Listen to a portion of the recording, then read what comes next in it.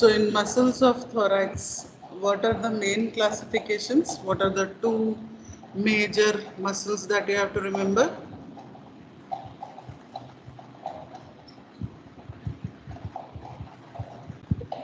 Ma'am, intercostal muscles and diaphragm. है ना? तो thorax एरिया आपको याद रखना है. thorax एरिया में one is intercostal muscles and one is diaphragm, right? Diaphragm. So here itself we'll see the content. Intercostal muscles. When we talk about intercostal muscles, these muscles, they are occupying the intercostal space, है ना? intercostal space का मतलब क्या है? दो ribs के बीच का area, है ना? Beach area. हाँ, like when you talk about this muscles, intercostal when we say, that means दो रिब्स हैं, दो कॉस्टल रिब्स हैं, और उसके बीच में जो मसल है उसे हम इंटरकॉस्टल मसल कहते हैं. ठीक है? And what do they do? They are connecting the adjacent ribs. ये जो मसल है ये इस रिब और इस रिब को कनेक्ट करेगा. You are able to see the pointer hand? Yes, ma'am. Yes. Okay.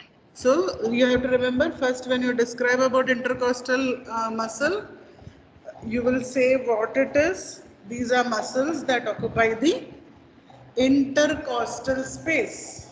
Okay, intercostal space and connect the adjacent ribs. Okay. Now, next what we had discussed is they are arranged in 3 layers. If you remember, in our classes we had discussed about this, that they are arranged in 3 layers. One is external intercostals, then internal intercostals and innermost intercostals. ठीक है? तो बात कहाँ तक है? अभी discussion हमारा हुआ है इंटरकॉस्टल मसल क्या है. दो कॉस्टल रिब्स के बीच में जो मसल है उसे हम इंटरकॉस्टल मसल कहते हैं. What is its function? It connects two adjacent ribs. Now when we talk about this intercostal muscle itself, we need to know how it is arranged. Okay, that's why we are seeing this arrangement. There are 3 layers. One is your external intercostals, right? ये जो dark brown ऐसे यहाँ से यहाँ externally जा रहा है, that is external intercostal. फिर इंटरनल इंटरकॉस्टल्स आर देयर एंड एकदम अंदर की तरफ इनर मोस्ट है. ठीक है? अब यहाँ पर ये हम एक एक के बारे में डिटेल्स में देखेंगे. Let us see in details now. First talking about the external intercostal muscle. Total number is 11 pair. Okay, 11 pairs of these muscles. Then in each intercostal space, this muscle stretches from the lower border of the rib above to the upper border of the rib below. Okay, so let us see now what does it mean. The muscle stretches from the lower border of the rib, right? अभी देखो कहाँ से, यहाँ हमने देखा था ना diagram में. It stretches from here, here, here, here and it reaches till here, right? ये यहाँ से ये जो जा रहा है यहाँ तक है. upper border of the rib below, where it is replaced by what? Anterior intercostal membrane. Anterior intercostal membrane. Now in this diagram also you can see, अभी यहाँ पर देखो posterior view नहीं दिख रहा है हमें उतना clearly, पर हम समझ सकते हैं कि it is अपर, यहाँ पर जो है लोअर बॉर्डर ऑफ रिब से स्टार्ट हुआ है, लोअर बॉर्डर ऑफ रिब से स्टार्ट होते होते होते होते होते it comes forward and you can see here anterior intercostal membrane. ठीक है, वही चीज यहाँ पे ऐसे डैश नॉन कंटिन्यूस लाइन के तौर पे ये जो एरिया दिखाया हुआ है, this is the area which will be occupied by the anterior intercostal membrane. ठीक है, the fibers of this muscle are directed downwards, forwards and medially. Fibers of this muscles, now see, यहाँ से अगर हम इन muscles को देखें, ये muscles यहाँ से हैं, ठीक है, यहाँ से ये डाउनवर्ड्स की तरफ, यहाँ पे, और फिर मीडियल की तरफ जा रहा है. ठीक है, तो you can say forward, downward and medially. This is the way in which this muscles are directed. ठीक है, so we have finished the first one in intercostal muscles. We were discussing intercostal muscles. themselves are arranged in 3 layers. हर intercostal space में ये muscle है, पर ये अपने आप ये 3 लेयर्स में है. एक पहला है जो outside, it is called external intercostal, then is internal intercostal here, and then this is the innermost intercostal. Okay, now talking about the external intercostal muscle, what has to be understood, total number of pairs is 11 pairs. ठीक है, and how is it stretching? यहाँ पर lower border of rib continues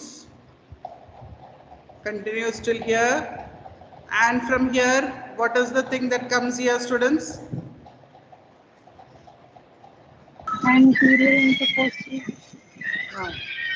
Anterior intercostal membrane. Okay. और फिर हमने fibre का movement भी देखा. ये हम देख रहे हैं, ये फॉरवर्ड जा रहा है, फिर डाउनवर्ड जा रहा है, और फिर मीडियली मूव हो रहा है. ठीक है, तो this is over. External intercostal is over. Let us now look at the internal intercostal muscles. Total number 11 pairs. ठीक है, pair means यहाँ पर भी है और यहाँ पर भी है. That is why we are saying it is in pair. Okay, then next is what? In each intercostal space, this muscle extends from the lateral margin of the sternum to the angle of the rib. ठीक है, अब कहां से कहां है देखो, extends from lateral margin of the sternum to the angle of the rib, where it is replaced by posterior intercostal muscles. तो यहाँ से ये करता है शुरुआत अपना, ये आपका इंटरनल इंटरकॉस्टल मसल, ये गया यहाँ से यहाँ तक. ठीक है, यहाँ से आप ये जो देख रहे हो ब्राउन लाइन, यहाँ तक. Got it students? Where it is, ये आपके स्टर्नम का एरिया हो गया ना, यहाँ पे जुड़ा हुआ है स्टर्नम से, तो यहाँ से स्टार्ट हुआ है. Have you all seen it? Have you noted it? Yes, ma'am. Okay. So यहाँ से स्टार्ट होते होते होते ये एक्सटेंड हो गया. अब मुझे बताओ यहाँ पर ये नॉन कॉन्टिन्यूस लाइंस क्यों दिखाई हुई हैं?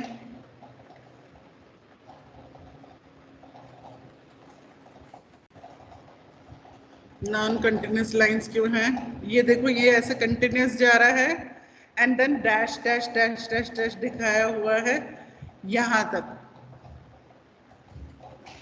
हाँ मैम posterior intercostal membrane. हाँ, वेरी गुड, है ना। तो here also like here how anterior intercostal membrane had replaced the layer, same way here you see the layer is starting from here, right? The layer is starting from here, it proceeds further, it proceeds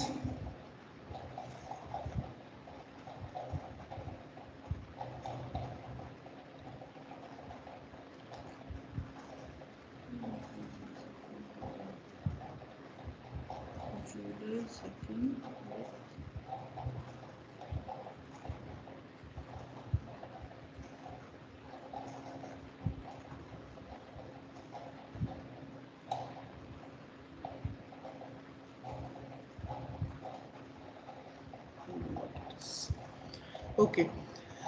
So here what is it finally connecting to? Rib. And Angle of the rib.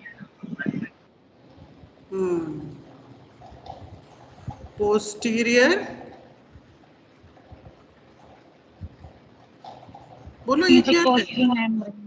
हाँ, ये membrane है ना, muscle है, और यहाँ पर आते आते ये पोस्टीरियर इंटरकॉस्टल जो है आपका मेम्ब्रेन। आप यह पिक्चर में भी देख सकते हो, यहाँ पर देखो ये जो दिख रहा है ये ऐसे आया यहाँ से, है ना, और एंड में देखो क्या है, ग्रे शेडिंग जो दी हुई है, पोस्टीरियर Intercostal membrane. है ना। तो ये क्लियर हो गया यहाँ तक। Superiorly it is attached to the lower border of the upper rib. इसका मतलब समझ रहे हो? इस मसल के ऊपर की तरफ क्या रहता है, सपोज ये मसल है ना, इसका सुपीरियर पार्ट जो है ये किससे अटैच्ड होता है, lower border of upper rib. उसके ऊपर जो रिब है, अपर रिब है ना, उससे वो अटैच्ड होता है।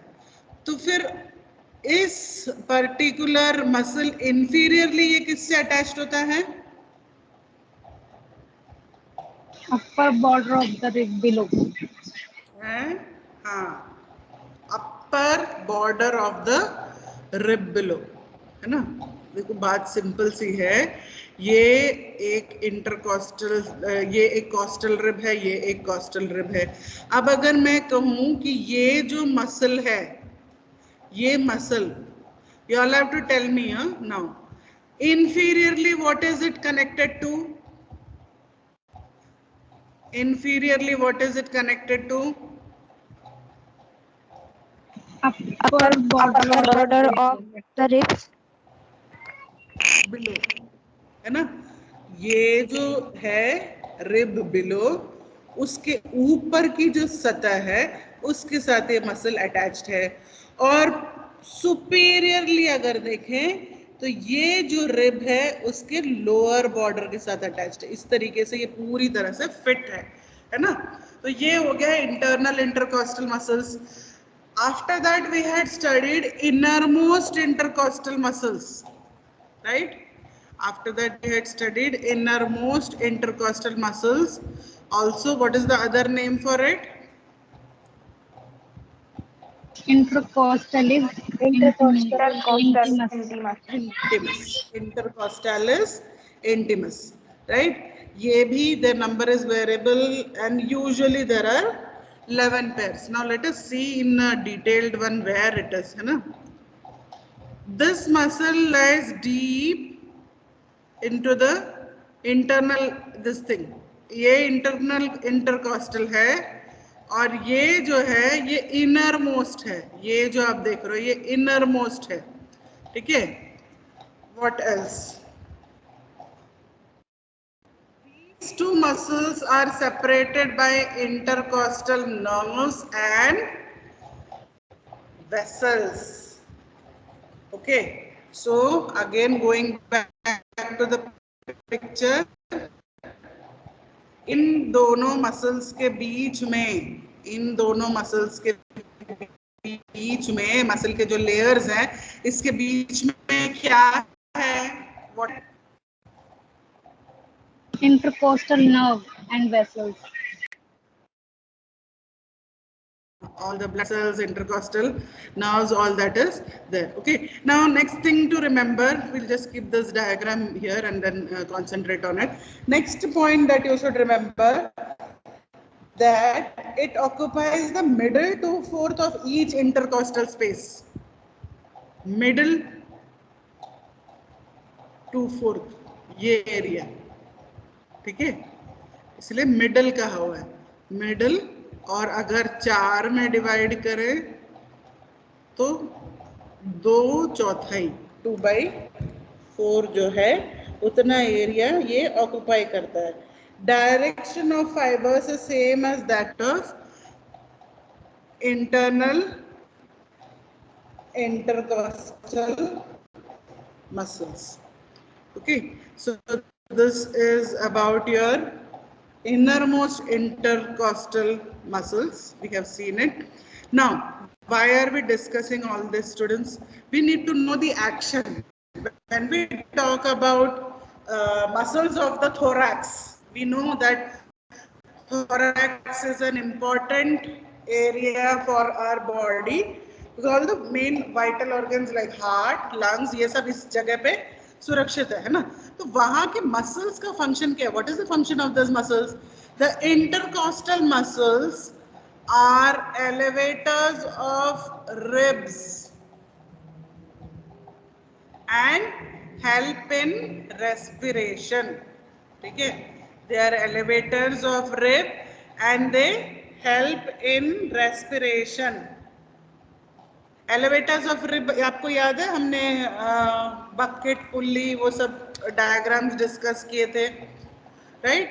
तो यहाँ पर how is it helping?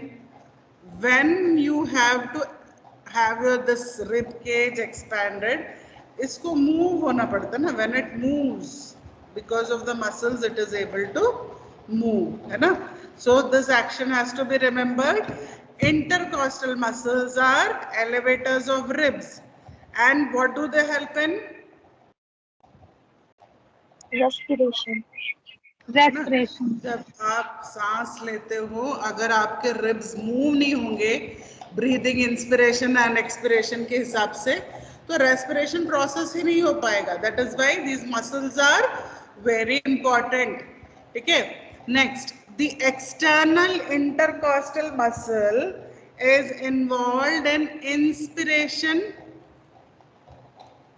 Okay, external intercostal muscle is involved in inspiration, and internal intercostal muscle is involved when expiration becomes active. When it is getting involved more, your internal intercostals, internal intercostal जो आपने यहाँ पे देखा था, है ना, ये जो इंटरनल जो इंटरकॉस्टल्स हैं, ये कब ज्यादा एक्टिव होते हैं students? When expiration become active. And when does it become active? During exercise. When a person exercises, when a person climbs stairs. Okay, so those are the times you would find these muscles are helping a lot. Okay, so we have seen the action. Let us see the nerve supply. We have already known nerve supply of the intercostal muscle is by intercostal nerves.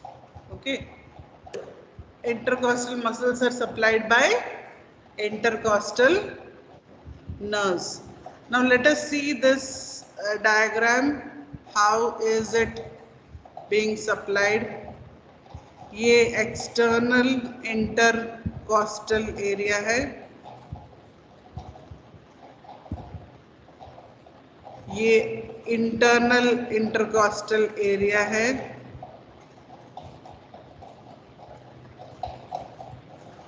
ये वो जगह है जहां पे क्या रहता है,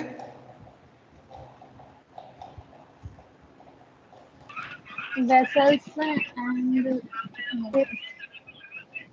look at it carefully.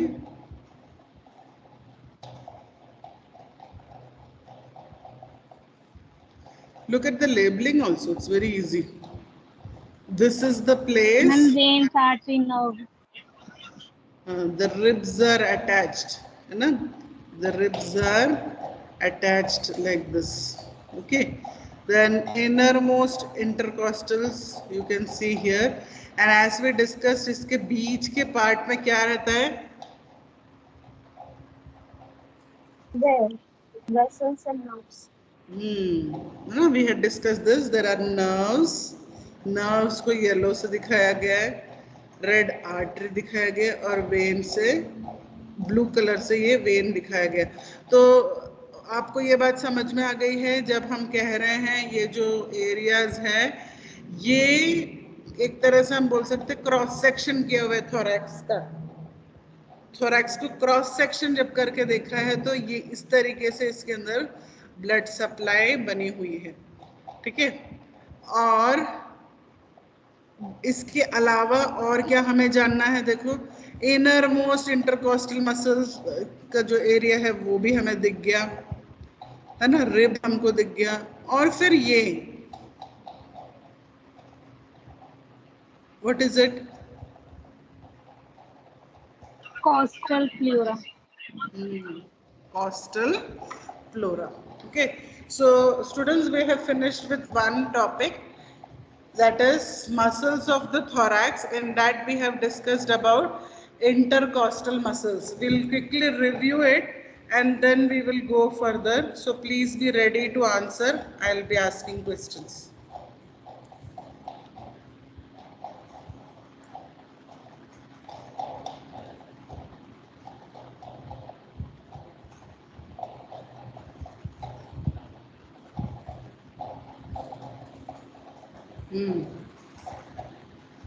Let's start from the beginning.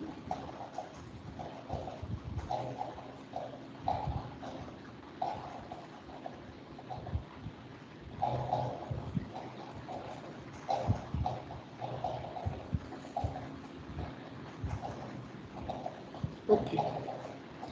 Now my first question, you all will not answer. I will call out the name of the student.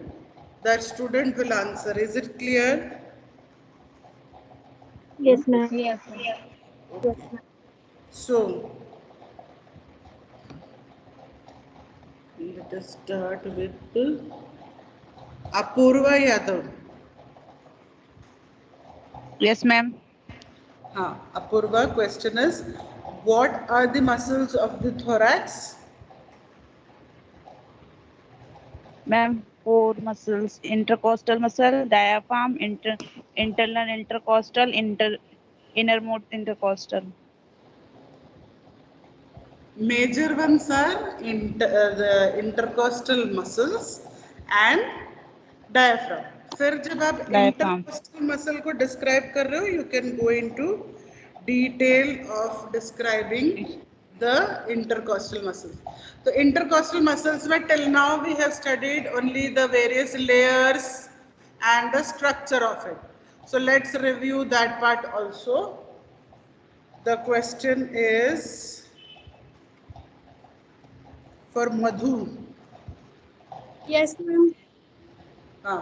My question is, intercostal muscles are arranged in 3 layers. Can you name them? External intercostal muscle, internal intercostal muscles, or innermost intercostal muscles. Okay.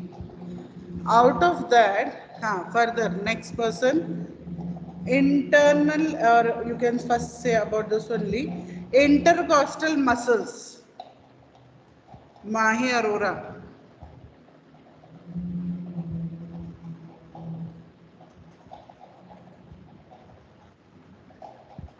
Ma'am, please absent. Okay. Murtuza.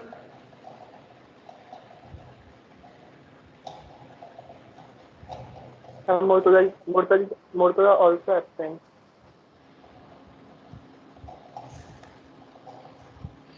Murtuza. Neha Rajora, Nidhi Moria, Palak Rajput.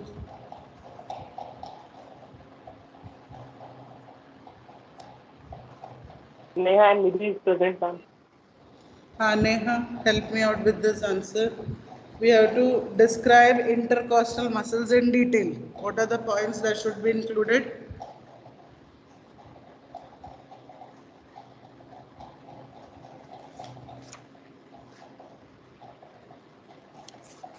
Neha Rajora.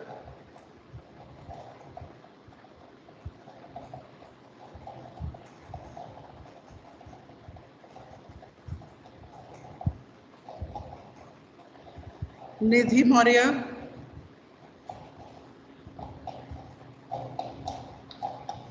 Yes, ma'am. Discuss about intercostal muscles.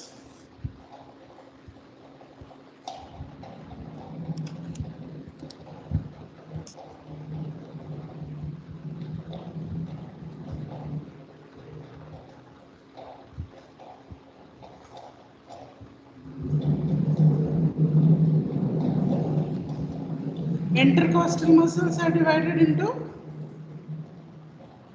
Ma'am, two types, external or internal. और तीसरा? And ma'am, जो internal intercostal के भी और अंदर की तरफ रहता है उसे क्या कहते हैं?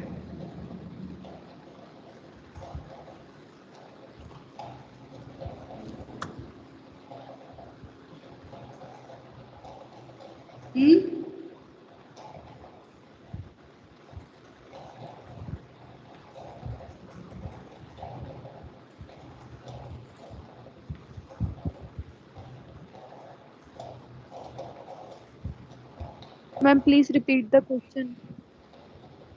You said that intercostal muscles are having two layers, external intercostalis and internal intercostalis.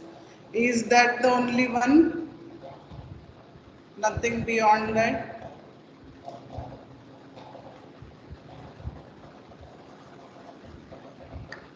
Ma'am, innermost.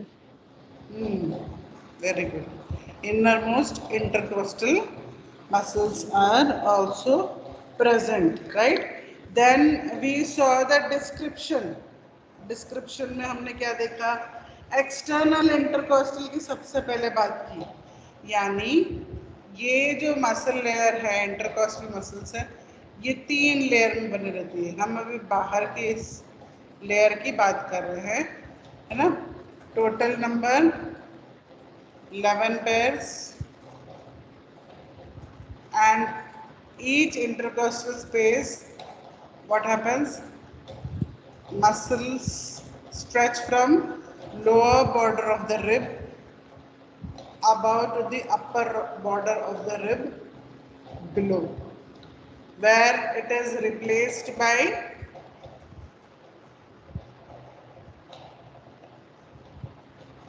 bolo Anterior intercostal membrane. replaced by anterior intercostal membrane. और फाइबर का मूवमेंट अगर देखें तो पहले फॉरवर्ड गया, फिर डाउनवर्ड गया, फिर नेक्स्ट है मीडियल की तरफ, यानी बॉडी के शोल्डर पोजीशन की तरफ वो मूव कर रहा है. ठीक है, तो this is about external intercostal. About internal intercostal who will tell 1 minute. External हो गया, internal Palak.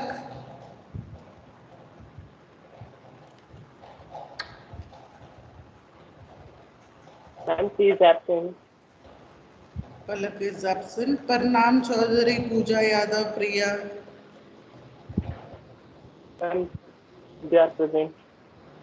All are present. Okay. Pranam Chaudhary.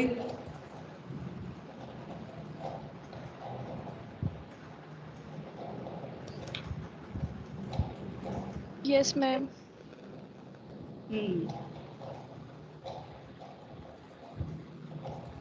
Tell about the next Ma'am, one. internal intercostal muscles are 11 in pairs.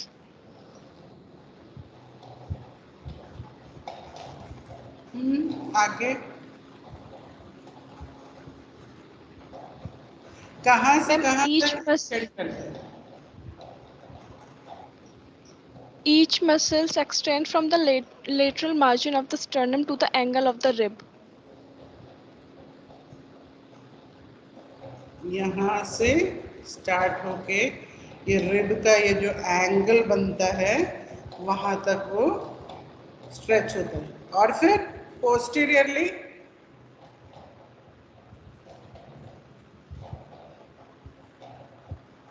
वो muscle वैसा ही continue करता है या कुछ difference होता है? Ma'am, posteriorly it is replaced by intercostal membrane. But which posterior intercostal membrane है ना? Membrane. एक ही तरफ intercostal membrane. Then superiorly, next what we are trying to understand is superiorly this membrane, this muscle, sorry, जो intercostal muscles का हमने देखा कि anteriorly ये muscle sternum से जुड़ रहे हैं. फिर जहां पर रिब का एंगल फॉर्म हो रहा है वहां तक ये एक्सटेंड हो रहा है. फिर हमने देखा ये मसल्स के सुपीरियर, ठीक है, superiorly it is attached to lower border of upper rib. हाँ, Upper rib. ऊपर है ना, उसके ऊपर जो रिब है उसके साथ अटैच्ड है. और inferiorly it is attached to upper border. Upper border of the rib. इसको ऐसे मेमोराइज करने की कोशिश मत करना, सब भूल जाओगे. You have to try to understand कि ये मसल है, मसल के इस साइड क्या जुड़ा है, इस साइड क्या जुड़ा है, ऊपर क्या है जुड़ा है, नीचे क्या जुड़ा है. उस तरीके से आप उस लैंडमार्क को समझोगे. जैसे यहाँ पर भी आप देख रहे हो, यहाँ क्या है, यहाँ क्या है, यहाँ ऊपर की तरफ क्या है, यहाँ नीचे की तरफ क्या है. This is the way you have to understand this. ठीक है. And fibers are directed upward, forward and medially. ठीक है. So these also is over.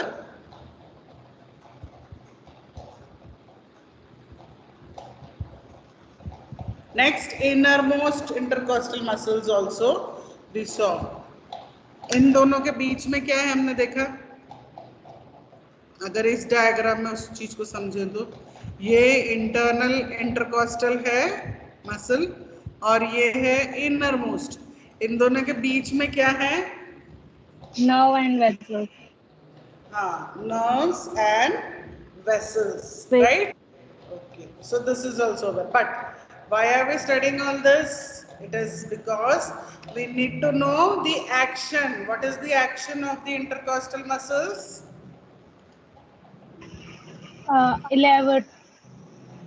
Elevators options and help in respiration. हाँ, रिब्स को उठाने में हेल्प करता है ना. जब रेस्पिरेशन हो रहा होता है ये रिब्स, आप हर सांस लेते हो तो ये ऊपर जाता है फिर नीचे आता है, सांस लेते ऊपर की तरफ जा रहा है ना. तो ये जो मूवमेंट है it is only possible because of this muscles. Got it? And Yes.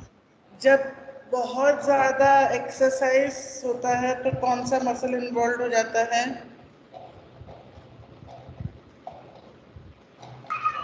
Internal inspiration and internal intercostal muscle.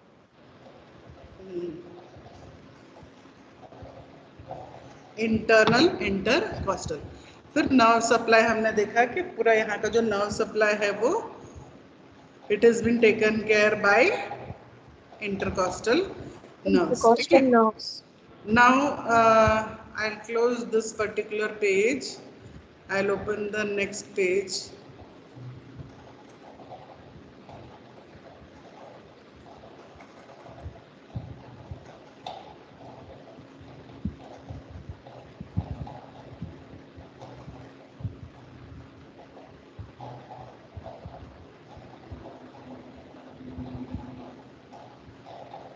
Okay.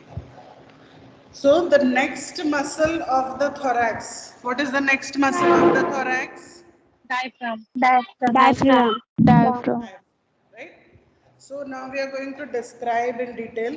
और diaphragm important भी है students, exam point of view में भी और knowledge के लिए भी बहुत ज़रूरी है। Diaphragm के बारे में जो description है, most important thing that you have to remember, it is described as a large, है ना, large dome shaped, है ना, dome shaped fibromuscular partition. And this is the partition which helps to separate all your respiratory organs are above. And what are the organs here?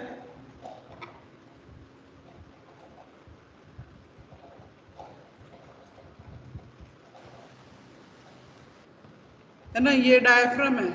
Diaphragm के ऊपर की तरफ हमें पता है लंग्स वो सब रहेगा। यहाँ नीचे की तरफ क्या है? Abdomen cavity. हाँ ना, this is the place where there is abdominal cavity. फिर आपके यहाँ सारे एब्डोमेन के कंटेंट वगैरह यहाँ पर आते हैं। तो ये इसके ऊपर क्या है स्टूडेंट्स? यहाँ पे क्या होता है? Thoracic cavity. Thoracic cavity. ये पूरा आप देख रहे हो ना, यहाँ से यहाँ ये पूरा thoracic कैविटी है। ये जो एरिया है that is helping in inspiration and expiration. So it is an important muscle of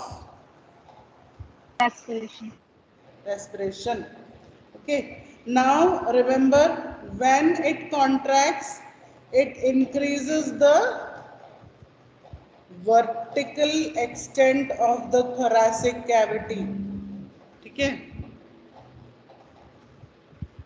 that is one thing that you have to remember, that when it contracts, it increases the vertical extent of the thoracic cavity by partially flattening its dome. And उस चक्कर में जब dome flatten हो जाएगा, what will happen to the abdominal content? यहाँ पर Downward. Content को क्या होगा? It will Downward. Push In downward direction. Clear with this? तो की पॉइंट्स यहाँ पे क्या remember, like what you have to remember is diaphragm is large, diaphragm is dome shaped, diaphragm is fibromuscular partition that separates the whole thoracic cavity from Abdominal cavity. cavity, है ना। And then another thing you have to describe, अभी हो गया, मैंने कहा कि ये large है, ये डोम शेप्ड है, यही वो चीज है जो आपके पूरे thoracic को एब्डोमिनल कैविटी से अलग करती है। So it goes without saying that this is an important muscle of respiration. ठीक है, so when this muscles contract होना यानी सिकुड़ना, है ना, it contracts, the vertical extent of the thoracic cavity it increases, है ना, increases the vertical extent of the thoracic cavity and the domes will flatten. ये जो domes हैं these will flatten. इससे क्या होगा? एब्डोमिनल ऑर्गन्स जो हैं वो डाउनवर्ड पुश होंगे और जो इसमें है उनको पूरी तरह से ओपन अप होने में मदद मिलेगा। ठीक है। Now the fibrous central part of the diaphragm is called the central tendon. Can you all see this in the diagram? Yes, ma'am. हाँ, तो ये बिल्कुल जो सेंट्रल पार्ट होता है डायाफ्राम का, it's called the central tendon. Okay. अब एक चीज हमको इसमें ये समझना है कि हार्ट का लोकेशन भी इसमें आपको कंसिडर करना है। तो हार्ट के लोकेशन की वजह से क्या होता है, थोड़ा सा ये जो डिप्रेस्ड हो जाता है डोम। ठीक है, ये जो है सेंट्रल एरिया में ये डिप्रेस्ड हो जाता है, उसकी वजह से ये डोम क्या हो जाता है, दो में डिवाइड हो जाता है। ये आपका राइट और ये आपका लेफ्ट डोम। क्यों हो रहा है? क्योंकि वैसे तो ये पूरा एक डोम है, पर यहाँ पर हार्ट आएगा, right? This is the place where the heart will be, so that is making it divide into right and left dome. Okay, right dome is supported by who? Liver. अब यहाँ पर अंदर की तरफ से हम देखें तो यहाँ पे आपको किस चीज का सपोर्ट मिल रहा है? यहाँ इस तरीके से लीवर का सपोर्ट मिल रहा है। तो अब ये यहाँ में डिप्रेस्ड है और यहाँ से लीवर की वजह से ये साइड जो है थोड़ा सा ऊपर की तरफ है। ठीक है, तो right dome is supported by the liver and lies at a slightly higher level than the left. Okay? ये थोड़ा सा ये slightly higher रहेगा लेफ्ट वाले से, क्योंकि यहाँ पर इसको एक सपोर्ट है। Okay, and what is that support? Liver. Okay. और यहाँ पर सेंट्रल टेंडन में डोम को दो में क्या चीज डिवाइड कर रही है? हार्ट। ओके, ठीक है, तो यहाँ तक हमने डिस्कस कर लिया। Now there are some additional informations given that structures passing from thorax to abdomen, right? Then there is structures passing from thorax to abdomen continued. Two things are given, right? Let us see the things whatever is labeled we'll look out for. तो ये जो है foramen for the inferior vena cava. Foramen यानी कोई opening is at the level of T8 vertebra about 2 to 3 centimeter to the right of the median plane. तो यहाँ ये जो जगह है यहाँ पर it is for, जिसकी वजह से thorax area से abdomen area में ये जा पा रहा है, inferior vena cava. So what is the first thing? That is foramen for the inferior vena cava. ठीक है, अब और ढूंढते हैं और क्या ओपनिंग है यहाँ पर। हमें पता है कि ईसोफेगस को भी ओपनिंग चाहिए, तो ये रहा है ना, यहाँ से जो नीचे की तरफ फूड पाइप आपके पेट तक जाना है ना, तो even for that it is allowing, है ना, इट्स अलाउइंग दिस ओपनिंग यहाँ से अंदर को जाने के लिए। So oesophagus passes through an oval opening at the level of T10। ठीक है, T10 में ये खुलता है, वहां से ये अंदर आ पाता है। ईसोफेगस जो ओपनिंग है वो कंटिन्यू होती है। The opening transmits the esophagus, gastric nerves, esophageal branches of left gastric vessels and lymphatics, इन सब चीजों को उसके थ्रू निकल thoracic cavity से aorta की तरफ निकलने में मदद करता है। Okay, next we need to know aortic opening also. आयोर्टा के भी ओपनिंग आप देखो, आपके इसमें डायग्राम में दिया हुआ है। Aortic opening also from here it is going, ये आयोर्टिक हाइटस भी दिखाया हुआ है, दिस इज वन। तो दिस 3 तो है ही, है ना। foramen for the inferior vena cava, esophagus, यहाँ से esophagus अंदर को जाएगा, ये aorta इसके अंदर को जाएगा. So these are the important ones. And beside this structure, there are some other structures also that pass through thorax to abdomen. Okay, तो क्या क्या है वो let us list it out. एक है phrenic nerves, then superior epigastric vessels between sternal and costal origin. सारे जो आपके blood vessels हैं वो जा रहे हैं. Lower 5 intercostal nerves वहाँ से जाते हैं. Sympathetic trunks वहाँ से हैं. Splanchnic nerves हैं, minute जो veins हैं वो सब भी इन एरिया से निकलते हैं. ठीक है. So we have to know that thorax और abdominal cavity ऐसा नहीं है, बिल्कुल communication नहीं है. ऐसी जो pipelines हैं, कोई यहाँ पे वेन की लाइंस है, यहाँ पर आयोर्टा आर्टरीज के लिए भी है, और यहाँ पे खाना जाने के लिए. All this arrangements have been made in this. Okay, next we have understood about this. Now motor supply to diaphragm is by phrenic nerve C3, C4, C5, and sensory supply is by intercostal nerve. Okay, so now why is it significant, students?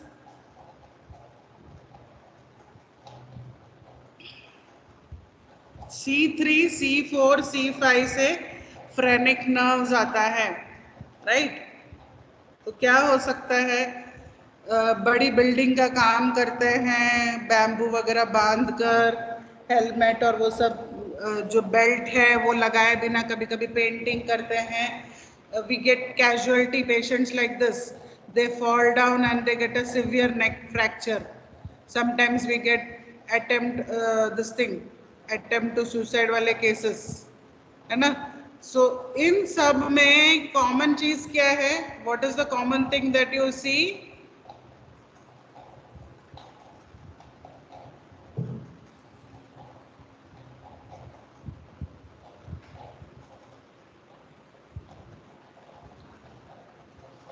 What is the common thing that you see?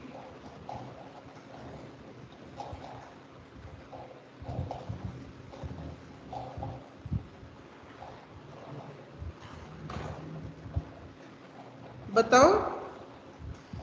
बहुत height से गिरे हैं. Damage to phrenic nerve. Exactly, है ना. बहुत ऊपर से fall हुआ है, नेक फ्रैक्चर हुआ है, सर्वाइकल कोई भी फ्रैक्चर्स हुए हैं, हैंगिंग के केस में भी नेक. तो ये C3, C4, C5 अगर यहाँ पर अगर फ्रेनिक नर्व डैमेज हुआ है तो क्या हो सकता है? It can even lead to paralysis of the diaphragm. ठीक है, तो दोनों तरफ से डैमेज है तो डायफ्राम पैरालाइज हो जाएगा. And what would happen? Respiration का जो आपका process coordinated था, that will not be taking place. Okay. Next, action क्या है diaphragm का? Let us see. We have already discussed, but diaphragm जब contract होता है, right? ये जब contract होता है, ये flat हो जाता है. ये जब flat हो जाता है, ये dome flat हो जाता है, lungs gets lot of place to expand. ठीक है, lungs get lot of place to, क्योंकि ये सब जो एरिया है, अब आप सोचो ये पूरी तरह से फ्लैट हो गया, पूरे लंग्स को अच्छा स्पेस मिल जाता है, and it helps in inspiration. और जब रिलैक्स हो जाता है तो ये डोम शेप अपीयरेंस दिखाई देता है. जो आप यहाँ पे डोम शेप अपीयरेंस देख रहे हो, ये रिलैक्स होने में दिखाई देता है. ठीक है, and that's why another thing, quiet breathing is also called diaphragmatic breathing. Okay, 75% of work done during quiet breathing is done by the diaphragm. Okay, now what we need to know, clinical correlation. कभी कभी क्या हो सकता है, abdominal जो contents हैं, abdominal organs के part जो है वो herniate होके डायफ्राम के वहां से हर्निएट हो सकते हैं, हर्निया हो सकता है. It's called diaphragmatic hernia. ठीक है. When abdominal contents herniate through these openings. ये ओपनिंग्स कुछ और वजह के लिए दिया है ना, यहाँ से अगर हर्निएट हो रहा है तो that is called diaphragmatic hernia. Another thing, because of common nerve root origins of phrenic and supraclavicular nerve, diaphragmatic pain is frequently referred to the shoulder.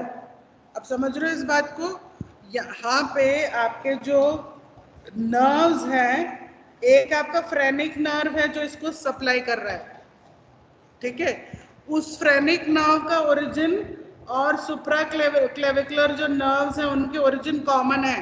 इसलिए अगर आपके फ्रेनिक नर्व्स ट्रबल्ड है तो कभी कभी वो पेन सुप्राक्लेविकुलर से भी रेडिएट हो जाता है और आपको सिवियर शोल्डर पेन भी हो सकता है. That is one clinical correlation that has to be known. ठीक है. सो एडेड इंफॉर्मेशन में मैं नहीं जाऊंगी, हमारे पास टाइम नहीं है. You can read it. Accessory muscles of respiration discuss करके फिनिश करते हैं. So we had end this topic how कि thorax के जो muscles हैं, एक intercostal muscle है और एक diaphragm है. Intercostal muscle में हमने 3 layers देखे, फिर diaphragm के बारे में देखा.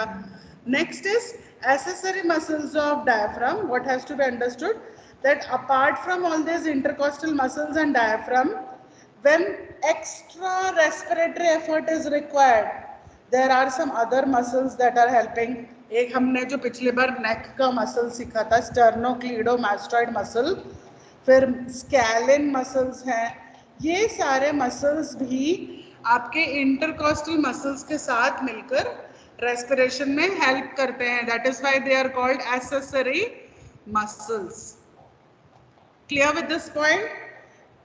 Forced inspiration is assisted by sternocleidomastoid muscles and scalene muscles. ठीक है, 2 muscles that are there.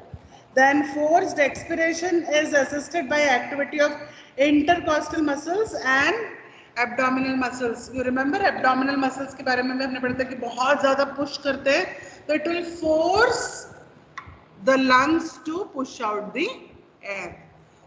Okay, so in today's class we have finished this major portion of